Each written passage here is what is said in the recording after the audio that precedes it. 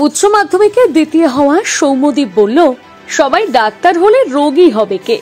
সে হতে চায় না ডাক্তার, হতে চায় না ইঞ্জিনিয়ার, সে হতে চায় অন্য কিছু। রাজনীতি তার ভালো লাগে না, মোবাইল ফোন তার কাছে বড্ড বিরক্তিকর, সাঁতার তার বড্ড প্রিয়, ঠাকুরের প্রতি তার অগাধ ভক্তি। এই ছেলে কিনা আজকের যুগের ছেলে? ভাবা যায়? ভাবতে পারছেন?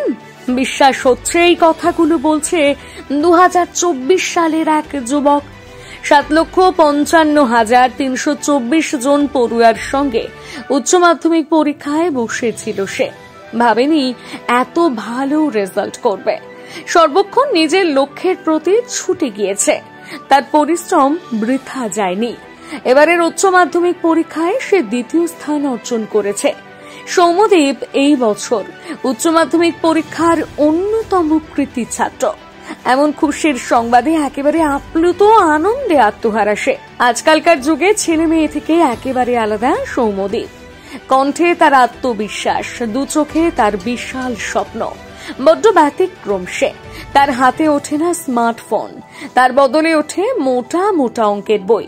সৌম্যদীপ নরেন্দ্রপুর রামকৃষ্ণ মিশনের আবাসিক ছাত্র। বরাবর অঙ্ক করতে ভালোবাসে। আগামী দিনে সংখ্যা তত্ত্ব নিয়ে পড়াশুনো করতে চায় সে।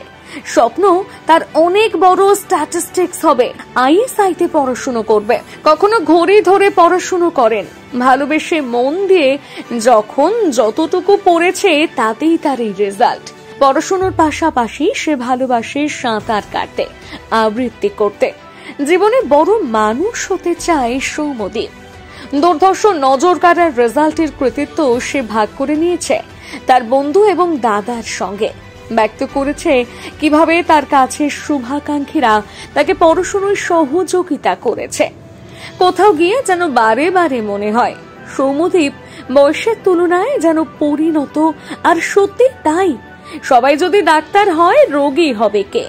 তাই এই কথা থেকেই বোঝা যায় সে কতটা দূরদর্শী সম্পন্ন। আধুনিকতার মোড়কে মোড়ানো এই সমাজে যখন কিছু ছেলে মেয়ে আদর্শ নিয়মানুবর্তিতাকে বিসর্জন দিচ্ছে, সেখানে দাঁড়িয়ে সৌম্যদীপরা বারে বারে এটাই প্রমাণ করে দিয়ে যায় সংস্কৃতির সভ্যতা আদর্শ এখনো মরে যায়নি, এগুলো আজও আছে আমাদের মাঝে। সৌম্যদীপরা এগুলোকে বাঁচিয়ে রেখেছে।